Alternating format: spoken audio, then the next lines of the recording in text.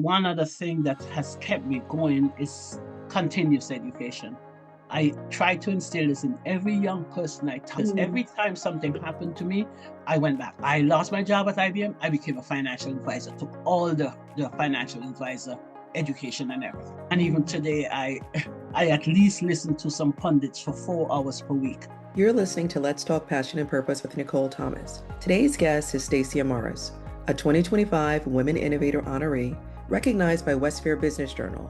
Stacia is also an author, educator, and executive leadership coach dedicated to transforming lives through financial literacy and empowerment. As the founder of Your Life Track and a former leader at IBM, she brings decades of global experience helping individuals and families build financial confidence, leadership capacity, and long-term success. Through her best-selling Teen Money series and her Apex leadership model, Stacia continues to inspire people across generations to take control of their future and create meaningful, lasting impact. I sat in the airport and I said to myself, I had my laptop. You're in the airport, you're a small country airport, there's nothing to do. Had my laptop. And I said, let me start writing a love letter to my niece and nephew. If I can't leave them anything, let me leave them this love letter. And the first chapter was income and expense. In this episode, we're diving into Stacia's powerful journey from the corporate world to global impact and how she's helping people everywhere take control of their financial future. We talk about building confidence with money, reinventing yourself in a rapidly changing world, and why financial literacy is one of the most important tools for success today. Get ready for real strategies, mindset shifts, and inspiration that will challenge you to think bigger, move smarter, and start creating the life you really want. Stacia, welcome to the show. So grateful to have you here with us this evening. It's my pleasure, Nicole. I'd love to start at the beginning. How did your journey unfold and what inspired you to step into this path of passion and purpose? The thing is, I grew up with a headmaster father and a nurse mother in a tiny island of St. Vincent and Grenadines in a tiny town. And my dad really probably was like the mayor of the town.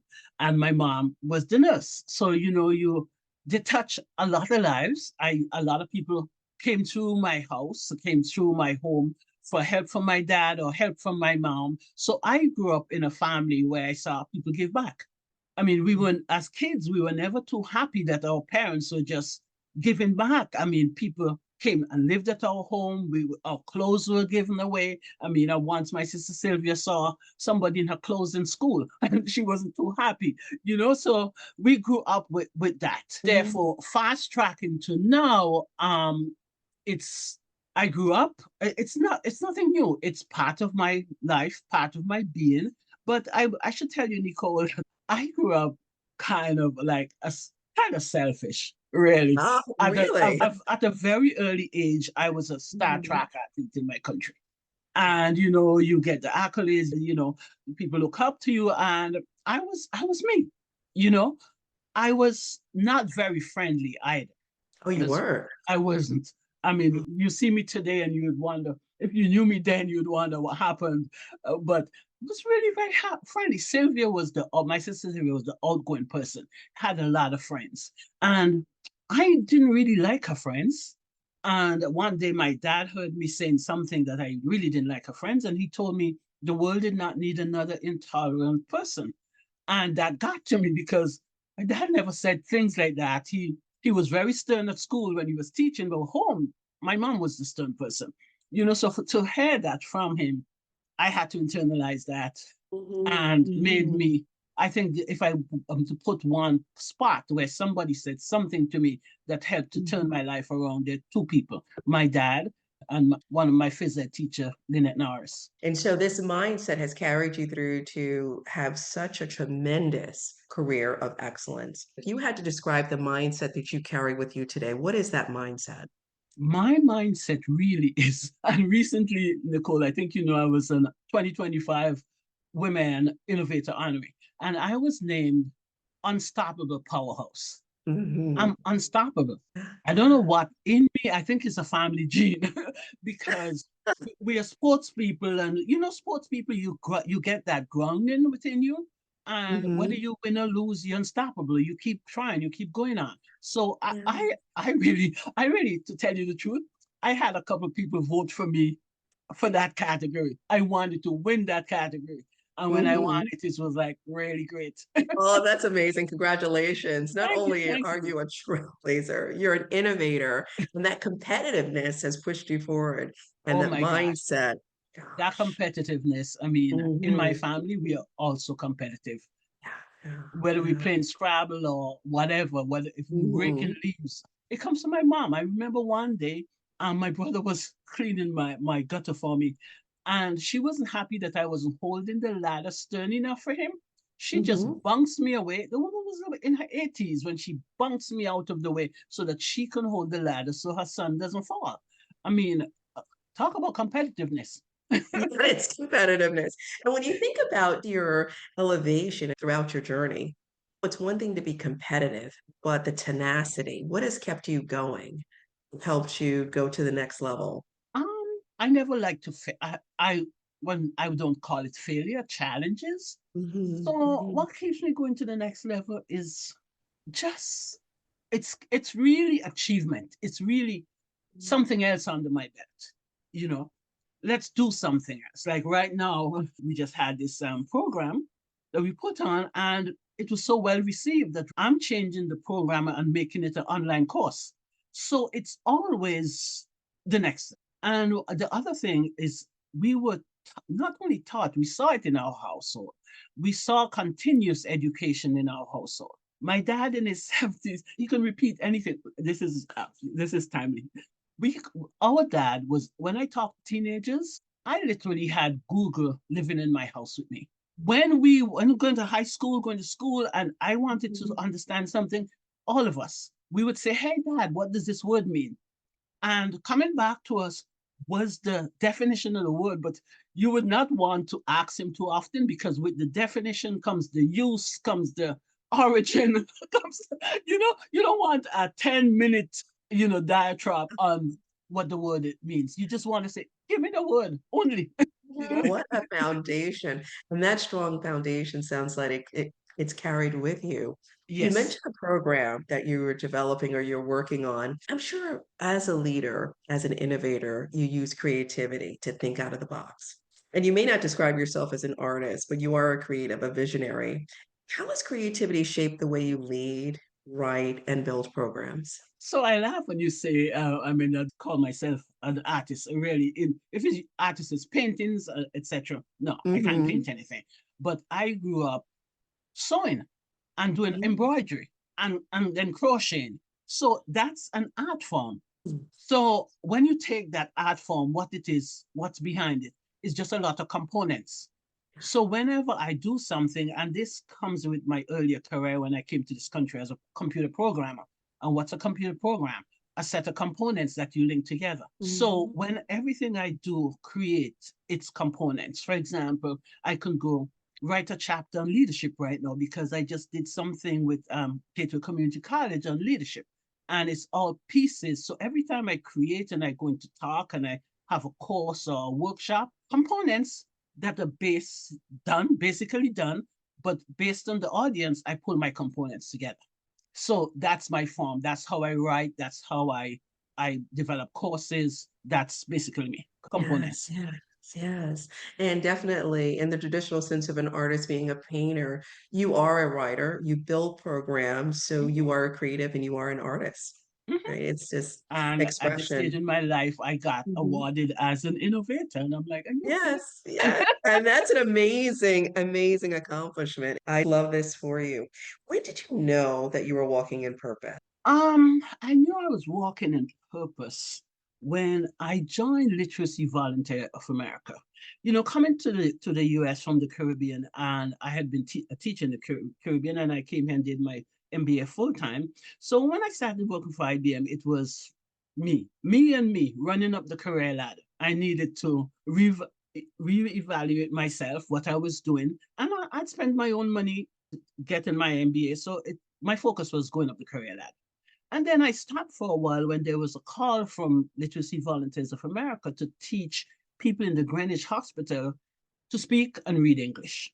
And I would say that I just went back to what's the family profession teaching. Mhm. So I went back and I taught these people. But what got me one day, I taught a Hispanic family from Santo Domingo to read and speak English. Not only did I Mhm. teach them to read and speak English, I taught them how the history, etc., so that they got their citizenship. And then I was helping them to buy a house. I was in working at IBM as a financing person then. I was helping them to buy a house. And one day I got so that started me helping people. But one day I got home, and usually they should make an appointment with me if they're coming to my house. I had a, a job where I was working like 12 hours, 7 to 7 or longer. And I got home one evening late, and their car was parked in my driveway. And I think they saw the look on my face because they had made an appointment. I'm working really hard, and they're in my driveway. And the mother saw the look on my face, and she said to me, "You are our lifeline to this country." Wow. Wow. When Yes. somebody tell you that, it goes deep. I came to this Mhm. country with money to do my MBA, speaking English, going straight on to a job at IBM and living with my family, etc. And here are these people who didn't speak English and now we're trying to understand fixed interest rates and flexible interest rates, in a different language, and then they're not financially literate, and they tell you that you're their lifeline. Mm. That got me on to realizing that, hey, I'm directly impacting these people's lives. And that started it. That started it. Yeah, it sounds fulfilling. And then there's that impact you have through serving. Mhm, And you mentioned leadership, but you also focus on financial literacy and coaching. Why mhm. financial literacy and why was it so important for you to work in that realm? Financial literacy, because I just started a role as an adjunct professor at Gateway Community College. And I keep telling the students that if I knew what I teach now, they wouldn't know me. I'd be on the rock that I always wanted in the Caribbean. Don't know your back. Have you? I'm sure you went to St. Vincent sometime. Mm-hmm. So in LAU, right outside, there's a little island. I grew up right on the beach. Sylvia and I can swim before we can walk. I always wanted to own that island. No, as a kid, you didn't think of electricity and water and all the things that comes with having your own little island. But it's been always in my head. And so if I knew throughout my career what I teach now, financial literacy, I wouldn't be talking to you, Nicole. I would be on my rock. So it's the fact that because we don't know, and we come from a rich educational base, no financially. Mm-hmm. I worked for IBM for years. I did IBM Latin America balance sheet. I did the income statement. Do you think I ever did my own? No. I never Mm-hmm. did my own until I got downsized from IBM during 9/11, after 9/11, when Mm-hmm. my whole area was just gotten rid of because there was no business. Yeah. And that's when I started living on, I did a budgeted myself, and I was doing all of that stuff for IBM, but not personally. We need to, before it's a crisis, we need to start doing it for ourselves. Yes, yes. And you have created works to support others. Well, I wrote Teen Money 101, and Mm-hmm. the reason why and the setting, I lived in the Bahamas and I had a really great housemate. Yeah, a lot of people from the lower Caribbean, after they finish their first degree, they go to Bahamas, Turks and Caicos, etc., to work. And we get paid in those countries tax-free dollars, US dollars. So a lot of people move to the US, as I did, to do a master's degree, stay here, and or go back to the Caribbean. My friend went back to the Caribbean. She was in the Cayman Islands when I went to visit her, and she said she had retired. And I'm like, well, okay. I was then a financial advisor after leaving IBM, and I said to her, "How does your retirement look?" And she had not looked at her income and expense. She hadn't looked at where her retirement was coming from. She had worked in the Bahamas, worked in Barbados, now in Turks and Caicos. She had not a clue where the cash flow was coming from when she was retired. And I said to her, which I probably shouldn't, whether you sleep tonight or not, we're gonna look. That was my last night there. We're gonna look at how you're set financially. So we did cash Mm-hmm. flows and we did budgets and etc. And she was really in a bad place. And the next morning, she said to me, I couldn't sleep. And I told her, neither me, because there, but for the grace of God, as I'm Yes. looking at my own picture. And she said to me, Mhm. she had two master's degrees. This woman was really, really bright. She had 2 master's degree in mathematics, and she had never, ever done her income and expense statement, the base one, much less to go on. So I got to the airport and ringing in my ear, and I had like 3 hours to wait. Ringing in my ear was what she said to me. How come we never did this work in schools? And I Right. sat in the airport and I said to myself, I had my laptop. You're in an airport, you're a small country airport. There's nothing to do. Had my laptop. And I said, let me start writing a love letter to my niece and nephew. If I can't leave them anything, let me leave them this love letter. And the first chapter was income and expense Oh, because wow. we just done that discussion. So chapter 4, I think it's chapter 4 still, income and expense. And then I got home and the love letter started morphing into different chapters and it became a book. So it was 2008 that I did in December, that book was done. And today it's now rewritten, Spanish, translated into Spanish. And not only did I do Teen Money 101, financial literacy, I did 102, which is entrepreneurial literacy. And I still use those books today. And right now, today in a lot of states, financial literacy is mandated. It's just not funded in a lot of places, but it's mandated. I don't think it's mandated in the state of New York, and I don't know if it I'm is sure in Connecticut where it is. you It are, is in but it Connecticut. is in It Connecticut. is in Connecticut. It's in I about 38 states right now. I had my nephew go send packages of books to a lot of states. Really? Yes, yes, I tell you, talk about a yes. trailblazer and innovation, realizing that there is a need and then meeting that need.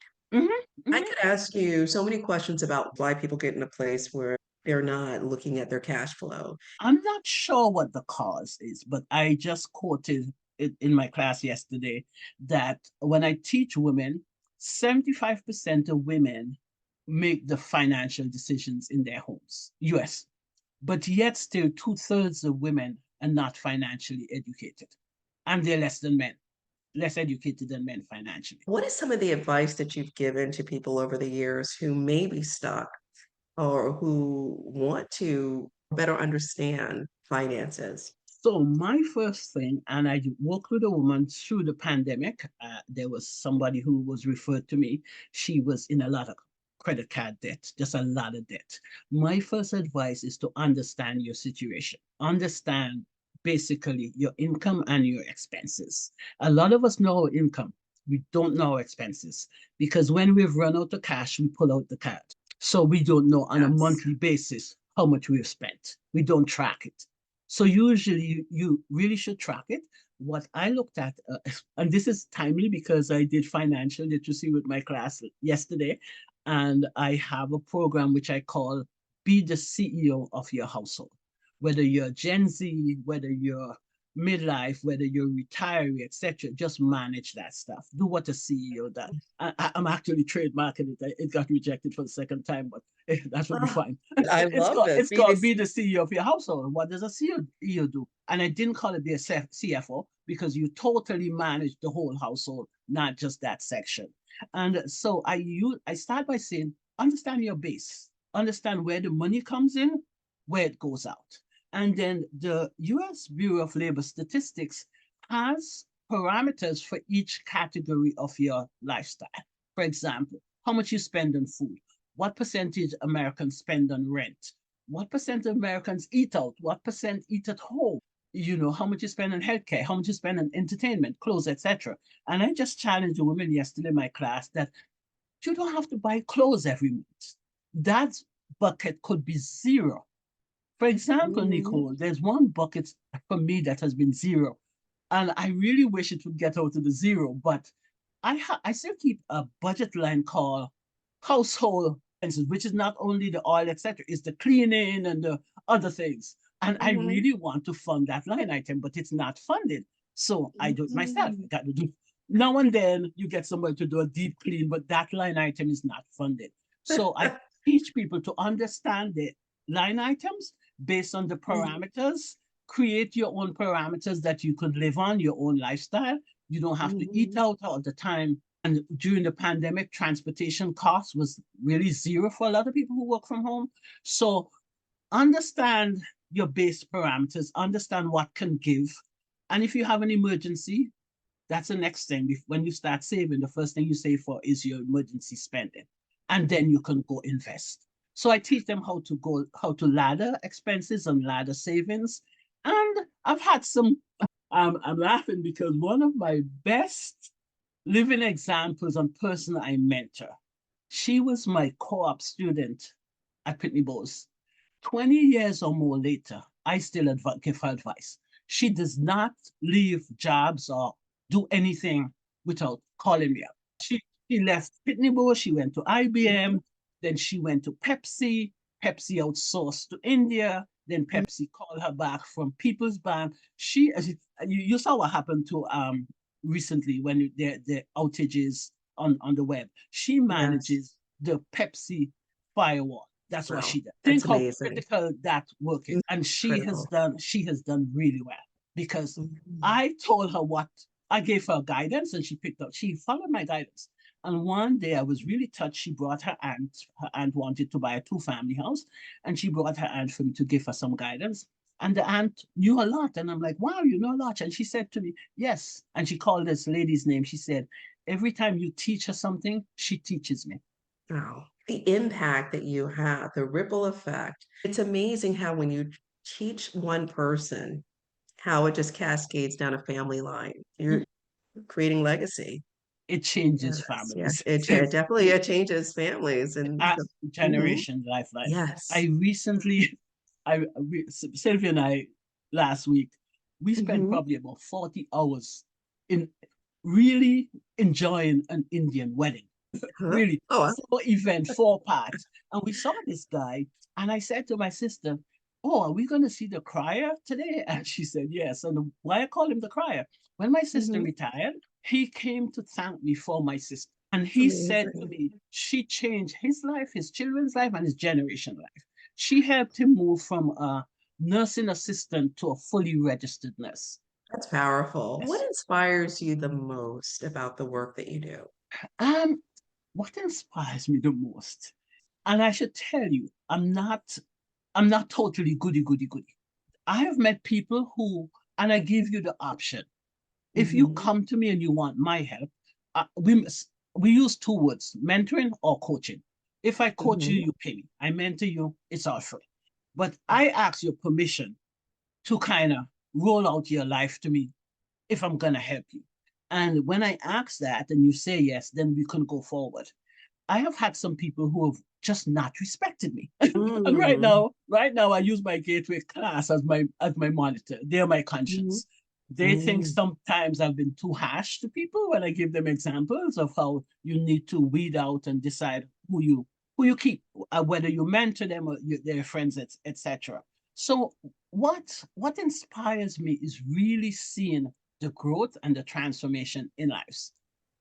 I'll give Mhm. you an example, Nicole. My sister in law Roxy, she's now a pastor, she has her own church. She brought me during the pandemic. She brought me a young guy, and Mhm. she said he just finished his first degree in computer science, and he has problems getting a job, interviewing, etc. And she said I'd be really good for him. And during the pandemic, he wouldn't be on camera. Somebody gave me an extra camera. I sent it to him, his home, FedEx, overnight. And he said, oh, but we had a camera because the education department in New York gave his sister a camera. So he had a camera. He refused to be on camera. And she said he doesn't talk. He refused to be on camera.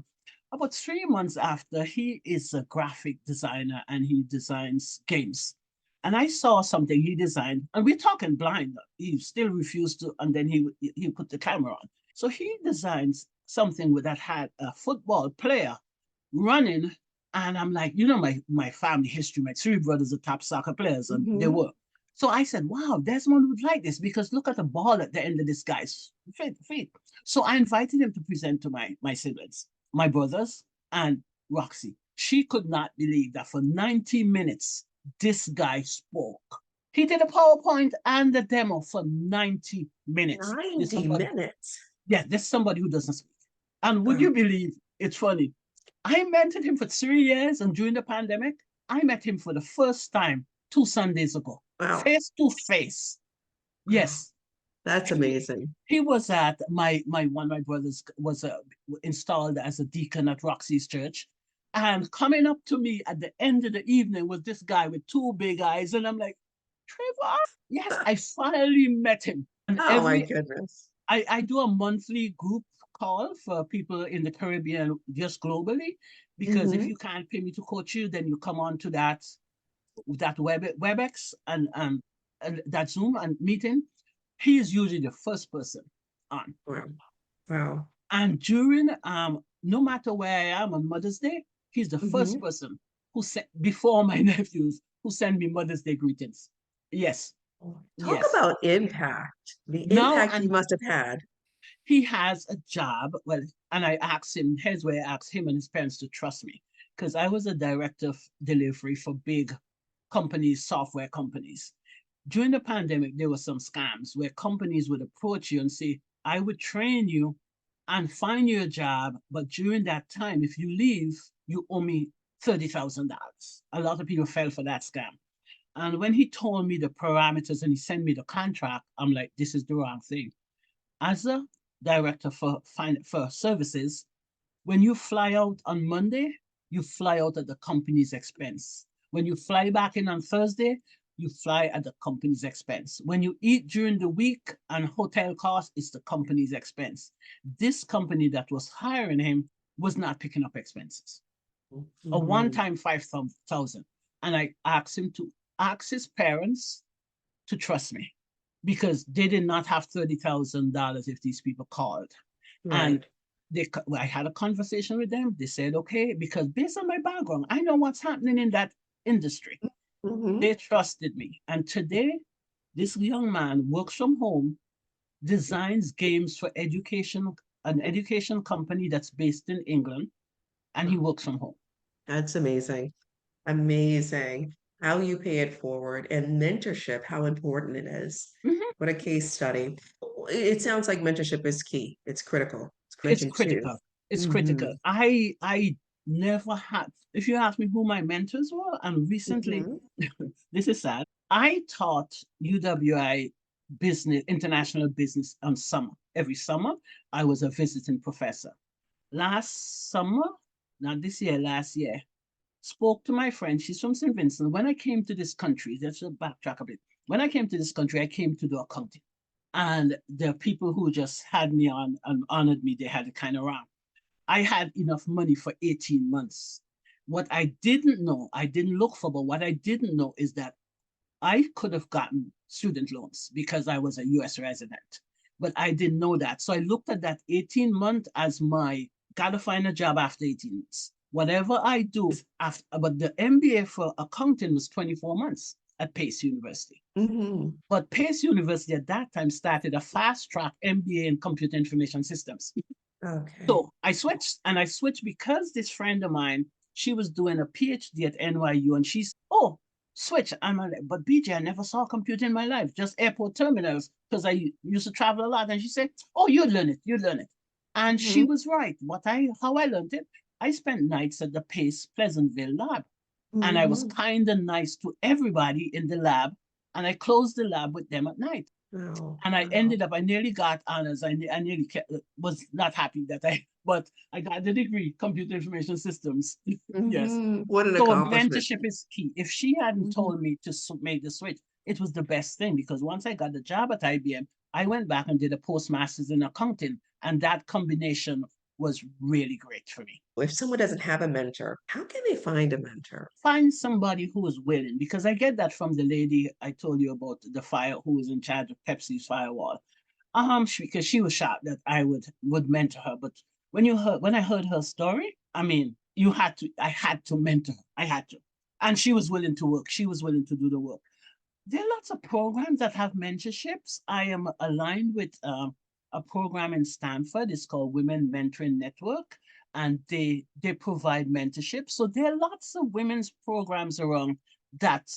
Do a search, go to the YWCA, go to the library, and you find something. Or your church. I have a lot of church people who gets referred to me for Mhm. particularly finance stuff. done a lot of resumes and job Oh, search, and I just did a program that I wish IBM or other companies had. A mentoring coaching program that I wish I had had. It's called Apex, Aligned Personal and Professional Experience. It is an experience throughout your life. We have been in my house. This home office has been very creative. very creative. What role does your faith play in shaping your vision and the way you serve others? Um, Faith has been a part of my life, really throughout my life. As you grow, you're young and you take a lot for granted because your parents, I had the best parents in the world, so your parents take care of you, and until you become an adult and you're on your own and you have to make decisions and everything doesn't go their ups and their downs, and so that's when you develop a deeper faith. That's when faith is meaningful for you. So faith became meaningful for me. And, I got some questions and I made some decisions. That were tough decisions. And I remember being in my blue Volkswagen Bug in the Bahamas as I was taking it to be sold. And I'm like, oh my gosh, you really did this? You really leaving? Where are you going? What's going to happen? And I remember, Nicole, literally sitting in my blue Volkswagen Bug, and my bug had everything and took me everywhere for the 2 years I was in the Bahamas. And I started singing, Because He Lives, I Can Face Tomorrow.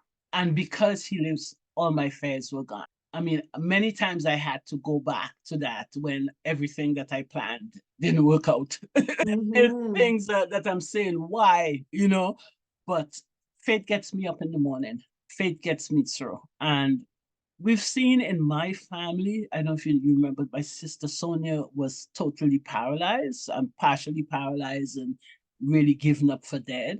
And my church prayed for her 24 hours for 30 days for the full month. People signed up. And if anybody fell short on that signing up for the slot, it probably was me, because I put her to bed in the hospital every night. For 6 weeks, she would watch her in intensive care as I wondered what was happening. And I even doubted my sister Sylvia, because Sylvia was in charge of intensive care units. So she's looking calm, and I'm like, what the heck is happening, Sylvia? You're telling me the truth here, And so maybe I didn't cover her for the slots I planned to, but I was there. I put her to bed. I was there. So we have seen and experienced faith. And there are things happening in our families today now that we're still experiencing and relying on our faith to get us through. Life has not been totally a picnic, but we've been really blessed. What a blessing. And it's just wonderful to see how your faith has held you through each season. Downturn, economic downturn, downsize from IBM. And one other thing that has kept me going is continuous education. I try to instill this in every young person I touch. Every time something happened to me, I went back. I lost my job at IBM. I became a financial advisor, took all the financial advisor education and everything. And even today, I at least listen to some pundits for 4 hours per week to reconfirm what I've been doing or new ideas. What's one of the most powerful lessons you've learned about yourself, about the work that you do? Powerful lessons. Let me talk about myself first, and we talk about the work. I'm not a patient person. No. People call me patient, and this is what my journey has taught me, to be patient. Think of it, 100-meter athlete. Do you stop and wait in the starting blocks? No. You either jump start, and I was telling the kids this recently, I'm having fun with this adjunct professorship. The kids, kids, they're like out of high school. So really good class. So it's like, when you start out of that starting block, it's speed. I mean, everything I've done, I'm not slow. I stay up in the night and I would finish the stuff, And I think this journey has taught me patience. It has taught me to take individuals, because everybody's not going to be as fast and pick up as fast and work that fast. So it has taught me patience. The other part of the journey is, you probably think I'm a nerd, but I document everything, and I make everything a workbook. Yes. So, for example, I mean, the biggest thing and why I got the honor this year, I think, is because of my volunteer work with Afghan women. So we Mhm. got to teach them to sew. And the next thing I saw potential. Why don't the people who are helping these people to resettle, why don't they pay me to teach these people to become micro entrepreneurs? So I taught them financial literacy because they don't speak English well. So they were at the Teen Money 101 level. Taught them financial literacy. Then I taught them entrepreneurship. My next book, Teen Money 102. And then in the afternoons, I literally refined a sewing methodology that I had done using my church that I created. So I have documented this stuff and I have a lot of people I'm talking to because it's a flexible model. You teach financial literacy to everybody. Then you teach entrepreneurship to everybody. And then the people either go to a trade school to learn to be an electrician or plumber or whatever, a carpenter, whatever. So the last piece of this model is changeable. So I'm right now, the model is documented. There's three parts. There's a model for the people, the apprentice or the person. There's a model for the administration. And then there are tips and different things. So that's in progress.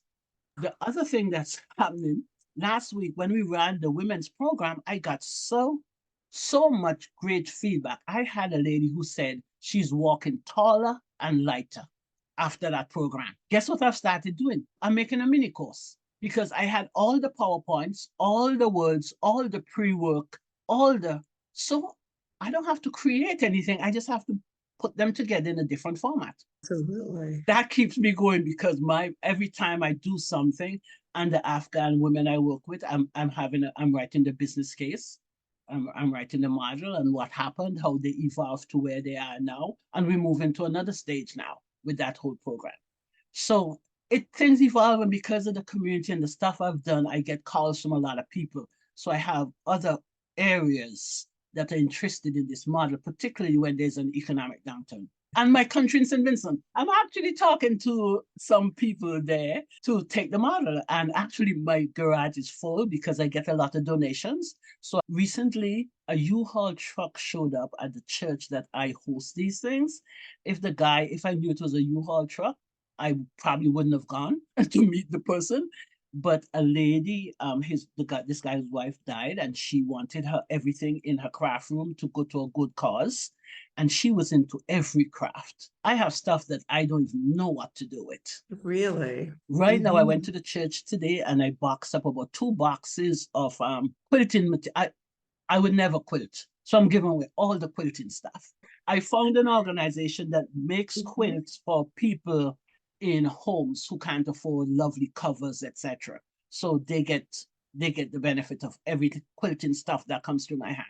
So giving back to the community and then working with Afghan women. How did your partnership or your workshops begin? Why the focus on Afghan women? Right. Actually, the way that started, and now the focus has changed because recently I gave away with this whole giveaway, I gave away Mhm. 3 carloads of sewing machines and fabric to another group that has different people. And coming on with this Afghan women were supposed to be Haitians and Venezuelans and Syrians, but for funding purposes, we didn't do a second drive. But the way this began is Sylvia and I had been to a Nigerian wedding in London. This was 2 parts, the Nigerian Mhm. part in London, and then we went on to Cyprus where we had the regular wedding. On our way back home, we looked at each other and I said, let's not do any work on Fridays. Well, God, we needed time off. We don't take time off. Let's Right. do nothing on Fridays. Well, God heard. Mhm. Because as soon as I got back home, there was a call from this church, not the church I go to. It's this church is 5 minutes away. And they said, oh, we're looking for help to teach these Afghan women to sew. Apparently, the church was used as a resettlement center where the people can come and get clothing, etc. And the reverend heard some women say they wanted to sew. And she thought it would be a good way for them to leave their homes and go somewhere to sew. So she started a sewing group and she couldn't sew. So she found somebody else who could sew, but this person was going away for all the summer. And she said to me, will you help? And I'm like, well, I just said I was taking Fridays off and you guys meet on Fridays. So Okay, let me think about it. I didn't think about it for too long. I said yes. So that's why Afghan women. I tell you, And that's amazing. yeah. And the thing also with those women, I got women in their 50s, etc., who never had went to school. But then I had a 24-year-old lady, and she wanted, after I've taught them to sew, we formed a micro enterprise where we would do alterations, they would do alterations and custom work. So in the last couple of 6 months, I haven't made my own clothes. They made my clothes. So we got, yes, seriously, they're really good. But there's one young girl, I didn't even know she didn't know how to sew before she came to my class. And we were on NPR. NPR picked us up for what we were doing. And she said she learned to sew when I taught her to sew. But what I had done one day, I saw how good she was. And I said, call her into the office. I also took over an office in this church. It's bigger than my home office, but it's in Greenwich. And I was there today. I called her to the office and I told her she was in America. She was young. She spoke English. She knew how to manipulate the web and do a lot of web research and so on. And I told her she needed to leave my program. She did not need to stay slotted with people in their 50s and 60s who were non-English literate. They were good sewers, but she couldn't find something else in the US to do. So I hooked her up with the Women Mentoring Network, same one I mentioned. And today, this young woman is at the Norwalk Community College studying to be a dentist. Amazing. Talk about the trajectory, changing the trajectory of someone's life. Mhm. Yes. Yes. The parents were so glad that I did that they invited Sylvia and I to lunch one Saturday. So here we were in their Afghan home. Of course, they gave us cushions to sit on, but we had to be helped up because we were accustomed to eating at a table. We were sitting eating on the floor, but the food was really good, really good. Oh my goodness, Yes. I can imagine. So we I can get imagine. asked, invited out to eat a lot.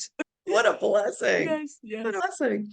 For those who want to pursue their passion and purpose, and especially being a mentor to so many, what advice do you have for people who are unsure of their next steps? For passion and purpose, I would say go for your passion first, do something that you would do and not get paid for it. So Yes. go after your passion, and then your purpose would follow. Because with your passion, then you go after your passion. My passion is really to give back and teach people, and that has become my purpose. Yes. You've impacted so many lives. When you think about your life, what do you want your legacy to be? I want my legacy to be global. Coming from a very small island, a very small country, a very small town. I'm here in the US and in one of the most expensive areas in the US. And I've been just called Women Innovator. I mean, who does this? you know, It's true. who does this? So I want my legacy to impact women, particularly women and families globally. Economically, because that's the base. You can't operate without having the economic base set. So Yeah. economically, and then give back. I tell everybody I work with, all the youths, find something to give back. If you sit home and cry, there's somebody with a worse problem than yours. So give back. Until I started going out there and giving back, my circle was just professionals, just the people I knew, etc. Now I meet so many people who give back, give of your time. You don't even have to have money, give of your time and your talents. People really respect your time and your talent. At Mhm. least only work with people who respect them. That's right. Only work with people who respect your time and Yeah, your yes, talent. yes. Oh, such great advice. And what a legacy. If you could sit down with your younger self, what would you tell her? What would you tell her about the journey you've taken?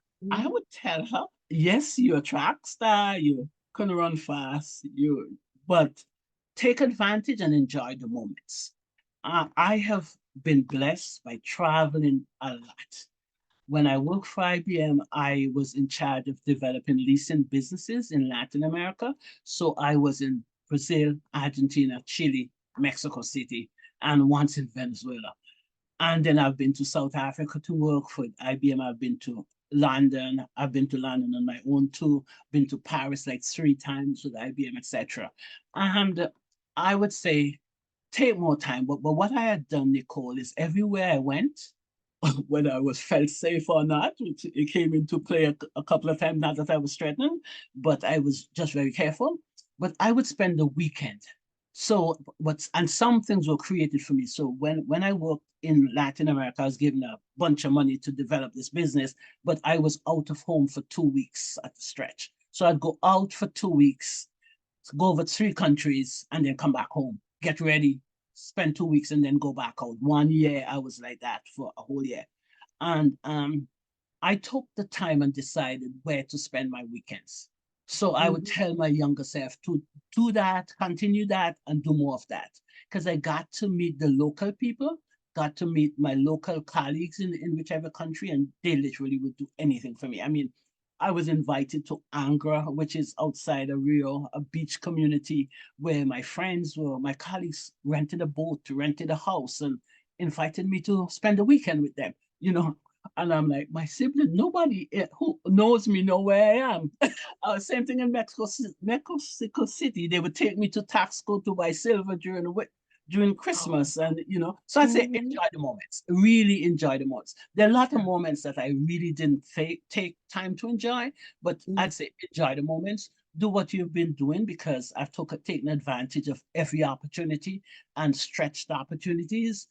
So continue doing that. And I tell them other things on my personal side that I wouldn't share. Well, this is just amazing, amazing. What's next for you?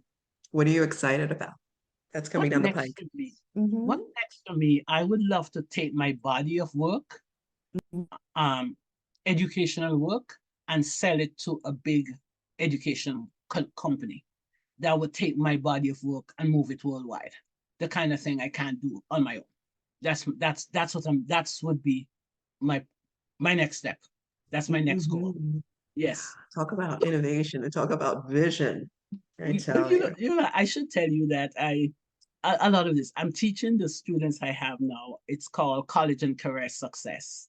And interestingly, Nicole, and this is how God works. I have a friend who taught that course last semester, but I didn't know what he was teaching. So I actually got paid to do a keynote speech, and I got paid to do a financial literacy speech. And I said, let me be, let me give you some pro bono work. Let me be your visiting professor. You call it, you have to call yourself it. So I said, I'll be a visiting professor because I've developed this module that's called Take Responsibility for Your Success. So I said, I think every college student should go through this course. And I said, I can come do it for you. And I said, oh, by the way, what's your course called? His course is called College and Career Success. I'm like, are you Wait, kidding? So I went in there and I did a workshop, Take Responsibility for Your Success. He left that college and went on to another college to work. And they created another section for the course and asked me to teach it. So wow, right now, I am the adjunct professor teaching college and career success that I had just done amazing. previously. So when the people who are hiring me say, have you seen our Mhm. syllabus? I'm like, of course. I taught in your syllabus and I asked for the syllabus. So I see where it's at. So it's God working because before Mhm. I got this, I did it free. Wow. And so we're talking goals. And recently, what I Mhm. just told you about my goal, I had set up accountability partners on my students, and one girl didn't have a partner, and she asked for me to partner her. But I asked the class because I didn't want them to think that I'm going to be partial to her. So I said, "What do you think? Should I be her accountability?" And they said, "Yes, miss, be her accountable partner." So recently, she asked me for my goals, as everybody else who asked had to say what their goals were. She asked me my goals, so I just told you what I told her my goals are. I tell you, that's wonderful, wonderful, for lack of a better word. I want to say that's amazing. And accountability is so important in Mhm. helping you move forward when you're trying to accomplish your goals. Well, even when you don't know what your goals are, during the Mhm. pandemic, I had a friend who said, people need to hear your voice. So she got me onto a platform in Mhm. Zambia with about 2,000 women. And she then said to me, oh, you need to she told me I should do a podcast, Nicole. I told you about the You podcast should. thing. No, no, no. I bought the equipment. I did everything. But while I was doing that, the platform I was on, one of the platforms that I was building my website. I'm like, no, I don't want to be a podcaster. I want to put my courses online. And that's what so I Mhm. started. So this lady, and she became my accountability partner. And Wow. every time I do something and I speak somewhere, I say, it's your fault. Because I didn't want to be tempted with the podcasting thing, I gave her all my equipment to my younger sister. I say, Wow. get it out of my house. I don't want to be tempted. So no, you have your platform. I'm not gonna, no, I'm doing my own platform. My platform is speaking. Yes, yes. And what a great speaker you are. I love what you just said. Accountability can lead to clarity. Mm-hmm, So knowing mm-hmm. what you don't want or what you're And trying it, to it can help you realize. to change your yes, it can help you to change where your Mhm. trajectory. Yeah. Yes, yes, absolutely, absolutely. I tell you, we've covered a lot of ground. Is there anything that you would like to share that we have not covered? Or any last Uh, words? Not Hmm. really. My last words of what impacted me after the program we did that was called Dress, that your red thread, because it was an interactive program that got women to look at themselves, have other people look at you. It's like, who do you say you are, and who do other people say you are? And by the time you pull that whole matrix of core values together, and then you color code it, a lot of people didn't know that there are colors to your core values. So we sat there, we had people color code it, and some people came out exactly what they thought. And people who work with them say, yes, that's you. Because the color, once you come up with a yellow, it tells you what your parameters are. So Mhm. but people are having fun. People are saying, wow, so that's the kind of fun I want to put into the workbook. I want to put it into the e-course that I'm developing. But one lady said what she worked with us. She worked on our team, and she said that she was, and I'm looking to, she said her soul cup was overflowing with inspiration, fellowship, new ideas, self-reflection, and community. And she said she was walking a little taller and lighter today. So that's how I want to end this. I want to say the people whose lives I touch, whether it's Mhm. mentoring, financial literacy, whatever it is, I want them to walk taller and lighter. I just want to say thank you so much for being a guest on the show. Thank you for sharing your journey, your wisdom, and I hope you'll join us again. This has truly been an inspiration. You're very welcome. Thank you for tuning in to today's episode. I hope you left feeling inspired and energized to follow your own path with purpose and creativity. Don't forget to subscribe, leave a review, and until next time, keep creating, keep dreaming, and keep living your purpose.